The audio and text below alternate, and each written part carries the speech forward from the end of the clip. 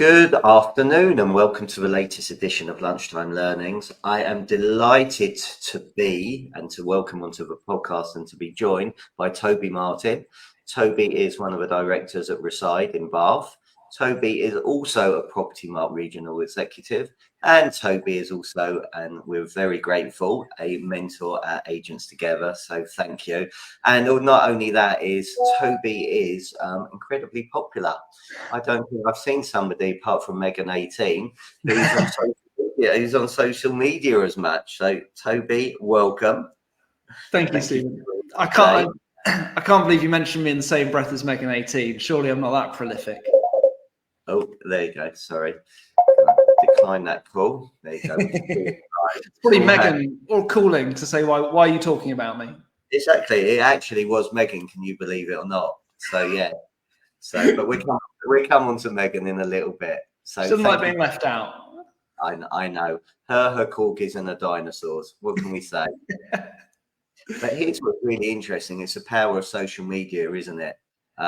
Because, you know, and similar to you, and we come on to your story in a little bit, and as we've already digressed within about a minute, which is very good going. It tends to be how it goes with me, I'm afraid. So well done. You know, maybe it was like 2-3 years ago, and who's Megan 18? You know, and actually now is who doesn't know Megan 18? And I think similarly with you, it's going to be the same thing. Who is Toby Martin? He's absolutely everywhere. Simon Gates podcast, Chris England, Matt Lee podcast, Chris Watkin posts about, you know, yesterday I know you were with Alex Tan and a great women in estate agency group and having a webinar there and a talk there. So where isn't, the question is, where isn't? It's not where's Wally, it's where's Toby? That's the big question. Do you think overexposure is a thing? Maybe it is. I don't want people to get sick of me. You know what, actually, I think it's a good thing. And I think also the good thing is that you and Megan and a lot of people offer so much value, and hence the reason why you're so popular to get on there. Yeah. I do have to pinch myself because I find myself talking to you know, industry legends like Stephen Brown or Simon Gates, and I think, well, what do they want with me? But at some point you have to, and you know, here's an easy, quick link to Agents Together, because my mentor has spent months banging away at me, going, Toby, you've got to know your worth. You've got to stop being so humble. It's wearing me down. So it's very flattering that people want to spend time speaking to me, and I'm more than happy to oblige. But yeah, I do think you're right. It's an indication of the power of social media, because I think probably over the last 24 months, I've made a concerted effort to do social media better, to really dive into the world of video and to share a lot more online. And there's obviously an audience for it. And it's obviously effective. And, you know, it's effective for me. It's effective for business as well. And so, you know, you're right. Megan will probably, obviously Megan's a fantastic agent, but you can probably attribute a lot of her meteoric rise to fame to, well, obviously she was the queen of TikTok, and now she's expanded her kingdom to much more besides. But yeah, social media works.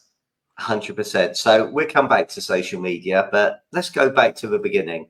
Yeah. So tell us a little bit, Toby, about Toby, and how did you get into estate agency?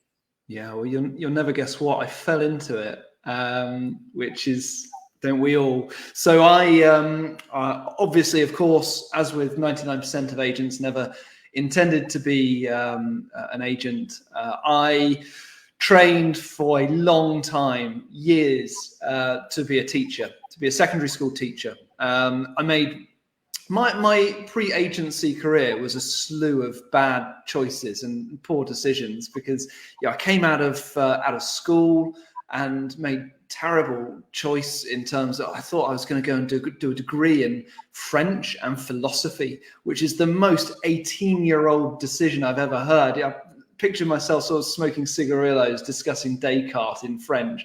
Obviously, I was very bad at speaking French, and philosophy wasn't what I thought it was going to be.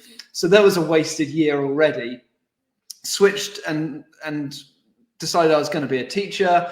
And I did enjoy the course, and I did English literature, so I was going to be an English teacher. That took another good few years and another few tens of thousands of pounds on my student loan. Finally qualified, went straight, did brilliantly. Got my first job that I interviewed for, got a job in a secondary school as an English teacher. And what followed was a masterclass in how to utterly fail at a job. It was a very informative experience, and I'm a huge advocate of failure. I think if you haven't failed in your life, you've missed out on several learning opportunities. So don't be scared of failure. But at the time I was terrified. It was my first job out of university. I was pretty young. And I was thrown into an environment, a school, which was very poorly managed, offered very little support to its employees, and especially its newly qualified teachers. And it's that absolutely typical trope of a teacher crying in the stationery cupboard. That was me, absolutely lost and not knowing what to do in my job with no support.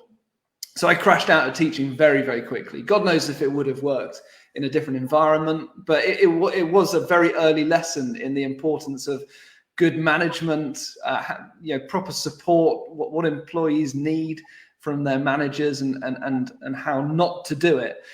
I dropped out of teaching after a whirlwind year, which in the long run has left me much stronger for it. And I had absolutely no idea, because teaching is one of those things that also gets handed down through families. Teaching was in the family, so it was just always taken for granted I would be a teacher once I'd made that decision. So it was a shocking realization that I was not going to be a teacher, and I dealt with it so badly as well. I didn't tell anyone that I was struggling. I didn't share until it was much too late. I remember a horrifying moment of having to tell my parents, who were away on holiday. I called them up and said, I don't have a job any longer. And they instantly came home from their holiday to sort of look after their 25-year-old son. I was jobless and had absolutely no idea what to do.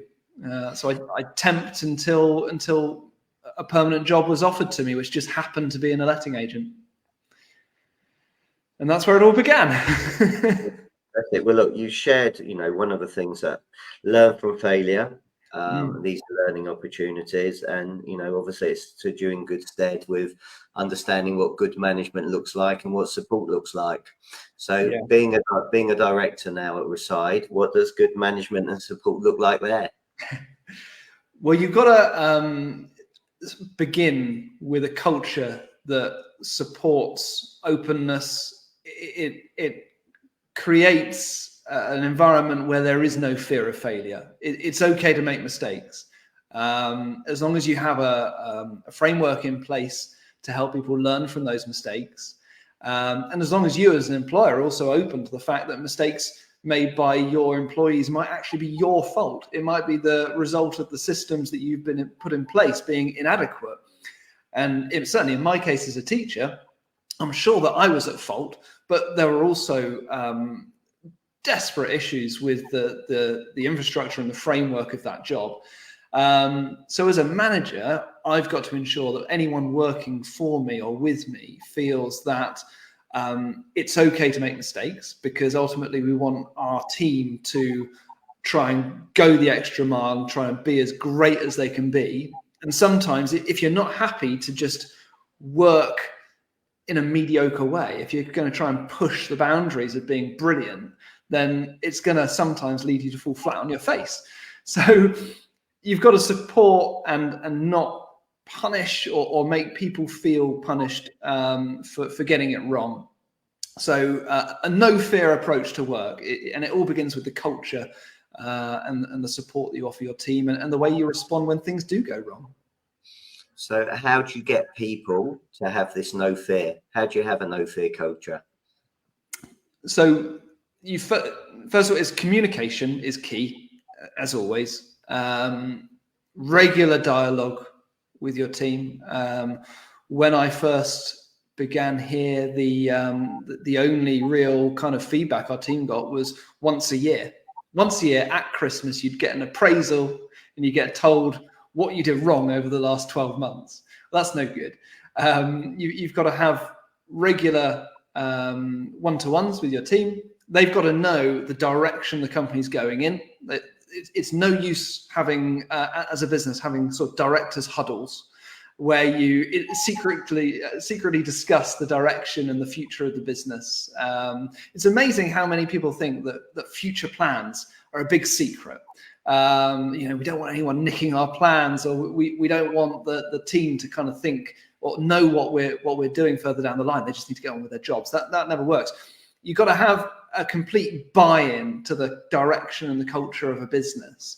And that's only done if the whole team knows the direction in which the business is pulling. So what the future plans are, where we want to be in 3 years' time, where we want to be in 1 year's time, where we want to be next month. So regular dialogue, conversation with the whole team, make sure they know where we're all heading and what they individually can do to help us in that direction. And hopefully the idea is that constant sort of review, and not just a review of the individual, but a review of the business as well, a review of how I am as their manager am doing, what more they can expect from me, what more do they want from me. So an open two-way dialogue on a frequent, regular basis is, I think, that the only real way to foster that kind of culture. Brilliant. So some lady called Megan18 has just messaged us to say hi, guys.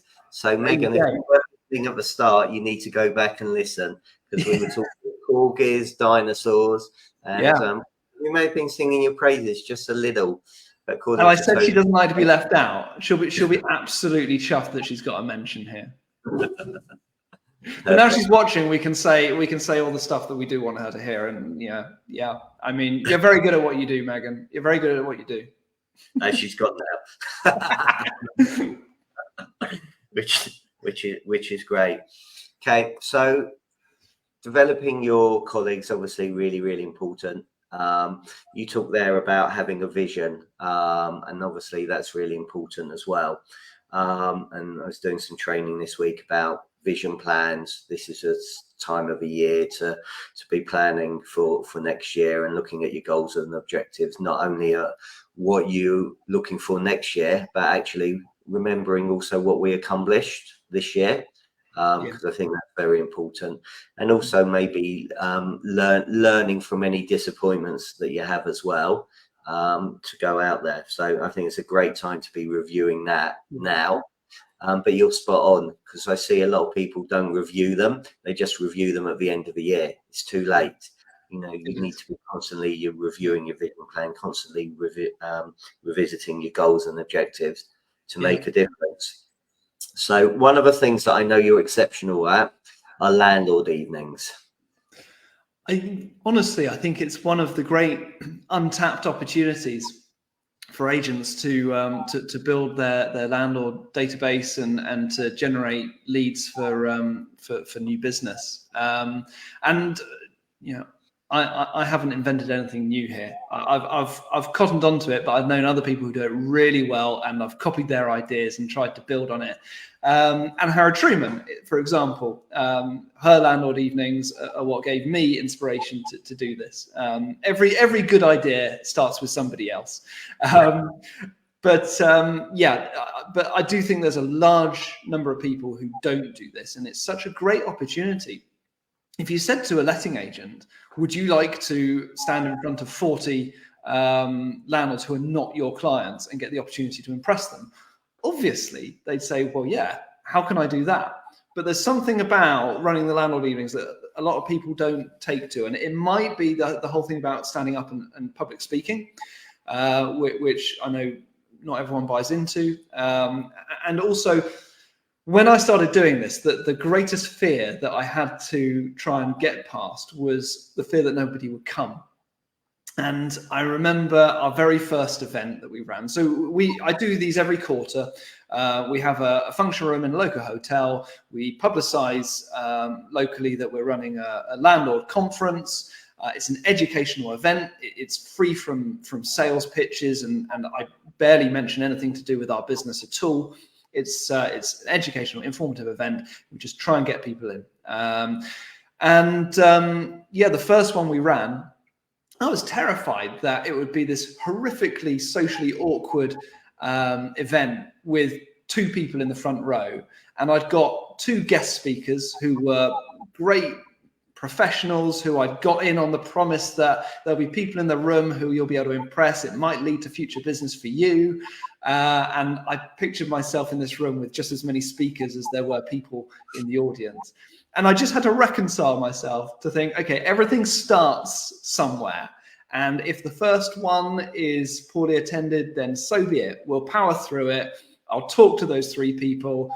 It will still be 3 landlords who hopefully I would have impressed by the end of the evening. And that's not bad. But of course, that didn't happen. Our first event was attended probably by about 30. And we've done 4 now. So our first was a year ago. And I wish I'd started them much sooner. It's such an easy win. It's low cost to host. You can get speakers in without having to pay them because they're also doing it on the basis of trying to secure business as well. And the majority of probably about 80% of people who come are not our clients. So we really don't target our own database. We advertise it locally and on social media. And the majority of people who come are not our clients. So, the most recent one was probably attended by 40, 45 people, and 80% of those were not our clients. So opportunities to impress with our knowledge and try and get them on board. But it is quite a long game. You probably won't walk away from your first event with instructions. But if you keep doing it, then it's just another way to establish yourself as the local expert. And you start to build a reputation. And definitely our events now are quite broadly known in Bath. And so I think they'll continue to grow. I love doing them as well. It's because, landlords in a room with either, a lawyer or a mortgage person and obviously a letting agent, you get quite a lot of debate and discussion in the room, and they're pretty enjoyable occasions as well. Just on a basic level, I really enjoy them. Fantastic. Yeah. So again, that's one great tip for trying to find new landlord event. Any other great tips that you can share to for agents watching this to grow their letting portfolio, their letting book? So I think that it's obviously, goes without saying, not easily done at the moment. So I think you've got to try and cover all bases. There is no point in just focusing on one area of marketing. And I see those landlord events as marketing more than anything else. So the other thing that I'm really big on, and we touched on it earlier, is obviously social media, specifically using video and the whole content marketing approach of using Facebook community groups to post genuinely helpful content, not sales pitches, not information about your services, not your Google reviews, not even your listings, but just genuinely helpful information. The best way to get started, and I seem to have started to build a bit of a name for myself in terms of doing videos, and I do get people contacting me to say, I really want to get going on videos, but I'm not sure where to start. And I always say to them, the starting point is either on your own or preferably get your whole team together and brainstorm every single question you've ever been asked by a client, small or major. And you should easily be able to, especially in lettings where we're rife with legislation and do's and don'ts and regulations, should easily probably be able to list 100 questions. From minor stuff such as should I let my property furnished or unfurnished to major stuff about what's the deal with the Renters Reform Bill? Why is Section 21 being abolished? And every single one of those questions, you've just written 100 titles of blogs, videos, if people are asking you those questions, if a landlord has asked you that question, it means that there are also other landlords out there who would like to know the answer to those questions. So begin with questions like FAQs. Use that as content to post on social media, in community Facebook groups, on your own personal social media, on the company social media, across all the different platforms. And you'll start, if you do it consistently, if you keep turning up and doing it week in, week out, then over time, you will establish yourself as the go-to authority on those subjects locally. So that really comprehensive approach to answering client questions, I think, is, again, a great way to establish yourself. 100%. And if people are struggling with questions, you've got forums like Property Tribes, 118, Landlord Action. There's loads of landlords on there that are asking loads of questions. So that will give you topics as well. No pressure, absolutely. But somebody called Vicky Bieberus is here listening too. So hi, Vicky. Thank you for joining us today. We got the whole location team tuning in. It sounds like it. Else who said hi, but I don't know who you are, but hi back. So thank you for watching. Very grateful. You chatted there. You talked about my favorite C word, consistency.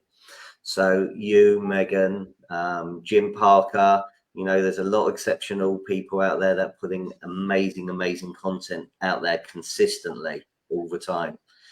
How do people become consistent in their approach? And how do people take action? Because the people that take action and implement some of the stuff that you and Megan talk about, it works, but they don't do it consistently. So any tips on that?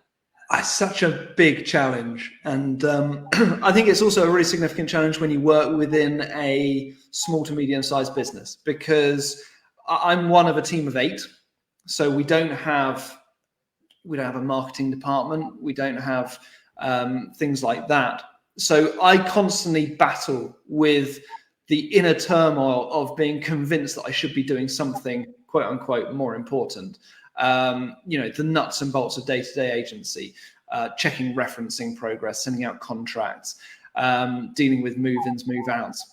It's so easy to prioritize other stuff. So I think the only way to create consistency is to regularly schedule time, protected time. And there's no shortcut to it. You just have to create the mental discipline, no matter what is going on behind the door of your office, no matter what chaos is kicking off elsewhere in your business, that is going to be your priority today. So have a day a week, if you can, where you record content, or a morning or an afternoon. You can easily do 5 videos in a morning if you need to. If you've got the titles written out before you begin, you can very quickly do those. I have started to find some really helpful tools which have increased my efficiency and ability to especially put out videos in quicker time. The main one, which I've been telling everyone who'll listen about, is one called Opus Clip. My favorite bit of AI at the minute. So I do monthly updates for our own clients that also go out on social media, and they're sort of 4 to 5 minute summaries of the rental market over the last month, along with any significant updates in the wider picture, so legislation, new rules, things like that. So they're quite long videos, not great for social media. So what I used to do is then I'd have to find time throughout the month to record more social media friendly videos as well. What you can do with Opus Clips, if you've got a 5-minute video that you've recorded, is you upload it to Opus Clips and it automatically snips it into portrait 60-second snippets, which can go out on TikTok or Instagram stories. And it's really good at identifying the most kind of social media friendly 60 seconds out of that 5-minute video. So that's an amazing time saver, and it's a brilliant bit of technology. But going back to what you were saying before about how do you create the discipline to put time aside to create regular content, it's for me, it has been getting accustomed to accepting the fact that sometimes, some days, you have to let go of things. You have to lose control slightly.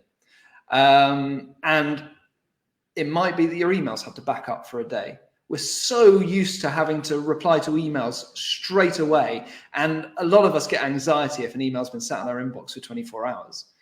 But you know what? People will wait to hear back from you. If it takes 24, 48 hours to hear back, you're pretty unlucky if you get a complaint about it in that time. So you do have to embrace chaos slightly.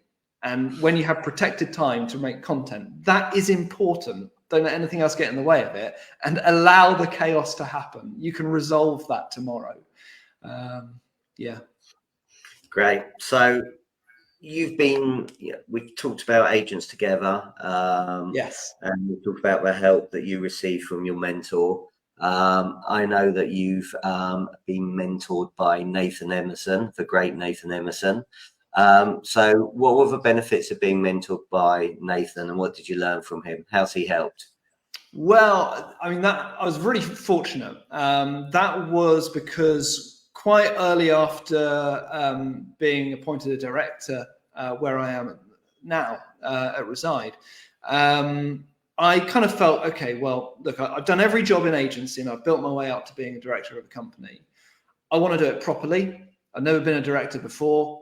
I need to work on my business skills rather than nuts and bolts of day-to-day agency life. So I signed up to a program that Property Mark were offering. They still do, called Property Mark Inspire, which was a group of about 15 agents, non-competing, different areas of the country, coming together one day every 2 months for sharing ideas, sharing problems, resolving them together. And that was being run at the time by industry trainer Nathan Emerson.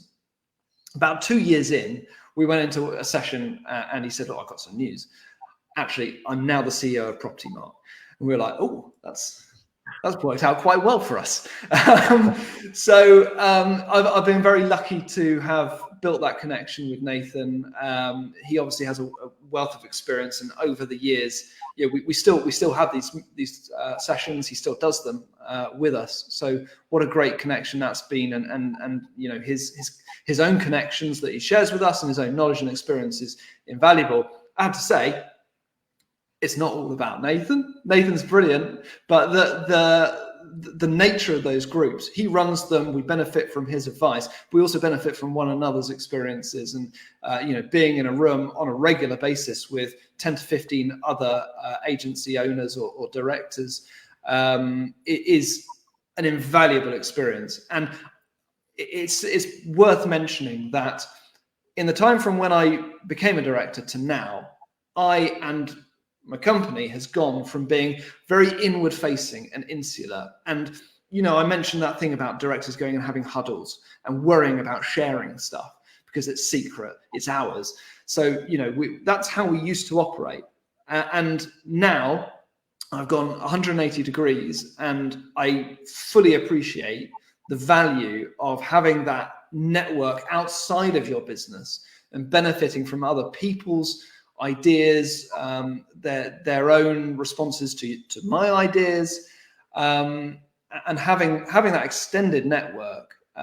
It has been invaluable in terms of progressing beyond sort of the capable letting agent that I was 5, 6, 7 years ago to having far greater sort of value and knowledge from other people.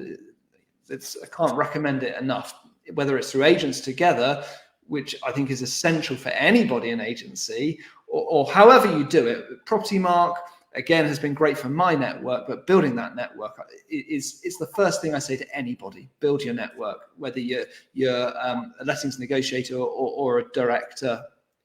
It's the greatest thing that's happened to me.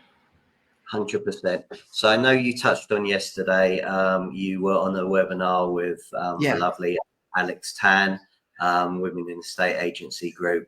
And I know we've got two incredible women watching here, Megan and Vicky. And, I know what Vicky is doing, and all at location with their winter toy appeal is absolutely incredible. They are incredible. Full stop. And I know they are incredible, full stop. And all the community work, location does is absolutely fantastic.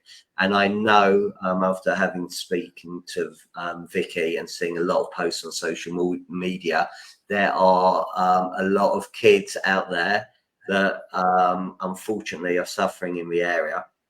And they have more kids looking for presents that they currently have presents for at the moment. Yeah. So if there's anybody watching this, and I saw Megan's latest video this morning, which is amazing how the industry is getting behind the campaign.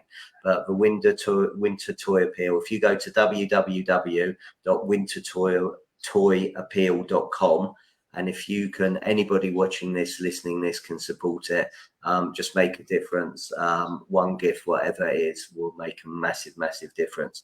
So they are again inspirational, Megan inspirational. I know I saw your post this morning, and you know what I'm thinking. I know loads of inspirational ladies, but I'm going to upset somebody if I miss them all out. I was worried about that too. Yeah.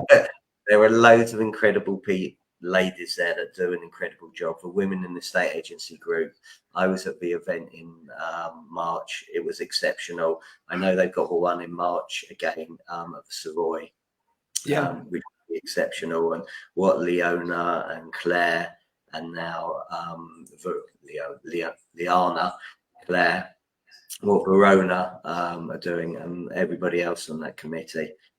Amy, Kirsty, I'm going to get into trouble now because Eleanor, Lucy, and if there's anybody else I missed out, I really apologise.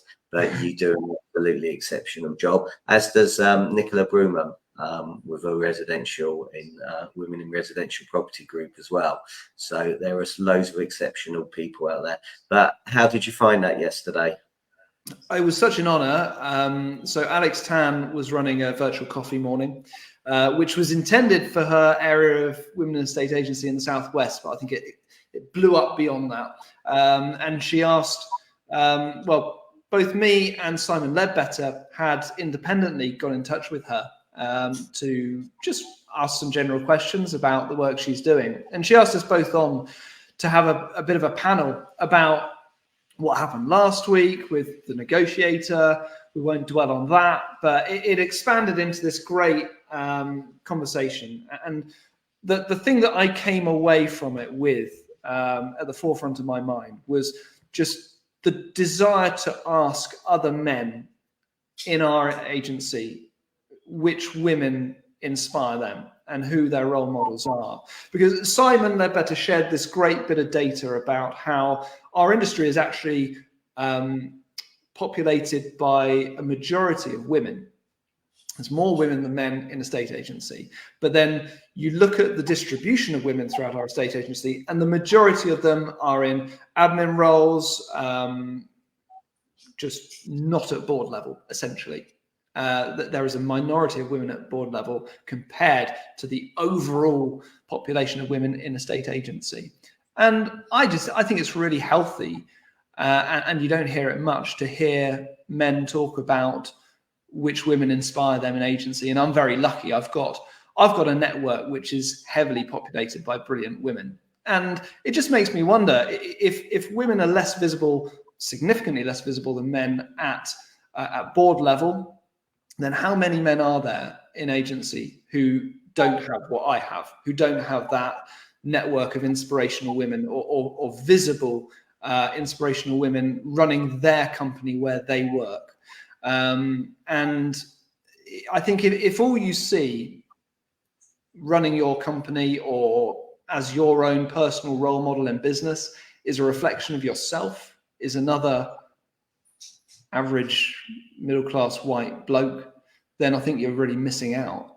And I think that I would like to help people who are like me to have the same experience as me in terms of the similar kind of network, similar women who they get to talk to on a day-to-day basis. And there's no doubt that that network that I've built through Property Mark, the people who I text on a day-to-day basis, people like Megan or Harry Truman or Natalie Barton, Sophie Lang, these incredible people. There's a lot of men in agency who don't have that, whose worlds are just dominated by other men. And so yesterday was a fantastic event, and full credit to Alex Tan for running it. And it certainly made me want to have more of these kind of conversations. I hope I'll be able to get to that next conference in March. I think from what I heard, the first one was brilliant. I've heard so many people say it's the best conference I've been to. So I'd encourage, other blokes to come along, because I know we're welcome. I know that we'll benefit from being there. Yeah, I've already booked my tickets. I booked them when they came out. I'd agree. I think it's one of the best conferences I've ever been to. It was very raw. It was very emotional. Everybody wanted to be there. The participation was excellent. The organisation was exceptional. So I'm really looking forward to seeing how they can improve on it and make it even better than last year, because last year was exceptional. Absolutely fantastic. So for me, I was like, I got my thinking cap on whilst you were there, and we've spoken about Vicky and Megan, and you've given some exceptional names, and we've spoke about women on the committee. But I've just got to say, you've got Jo Swash at Moneypenny and Samantha Jones at Moneypenny, who are absolutely exceptional. But I think the biggest one at the moment, who has been rightly rewarded at the Property Academy and also at the Esters, it's got to be Sarah Edmondson. And Sarah is the most incredible, inspirational, brave lady that I know. And I know that the whole industry is supporting her. And, we wish you well, Sarah. You are absolutely incredible. So good luck with everything. But you're spot on in what you say. There are some exceptional women in property, and what you are doing, and loads of other people in the industry to get that out there is making a massive difference. So thank you. So I'm incredibly grateful for your time. So thank you very much. If people thank you. If people don't know how to find you, how can they do that, please? You can find me on, where can't you find me? You can find me on LinkedIn. You can find me on TikTok, Instagram, Facebook. If there's a social network, I'm there. And can I mention one last thing? I have a Christmas single out, Stephen. I have a Christmas single. I'm trying to raise funds for the Property Mark Trust. We haven't touched on the Property Mark Trust. It's another wonderful cause. It's the charitable arm of Property Mark. They help property professionals who have hit hard times. So if anyone would like to hear my Christmas single, and I promise you it's actually good, then make a donation, let me know, and I'll send it to you. So this isn't going to be like Love Actually. You're not going to threaten to strip if you get to #1, are you? I've been known to threaten to do some things, like last year I said if I sold enough tickets for Property Mark 1, I'd go dressed as Freddie Mercury. That happened. I have just made the rash promise that if people buy Property Mark 1 tickets this year, I'll go dressed as Ken from the Barbie movie. I'm not going to threaten to strip, no. I know how to get cancelled, and that's one quick way to do that. Brilliant. Well, on that note, thank you everybody for watching and listening. Thank you for your time. I'm really grateful. Have a great weekend, everybody, or whenever you're watching this. Toby, thanks for being a wonderful guest. And, thanks so much, Stephen. Carry on doing the exceptional work that you're doing. I look forward to seeing your #1 single, you performing on Top of the Pops, and on the Property Mark 1 conference. Where is it, at the O2 or XL next year? XL this year. I think it's going to be really, really exciting. Yeah. Brilliant. Lovely. Thanks very much. Cheers. Bye-bye.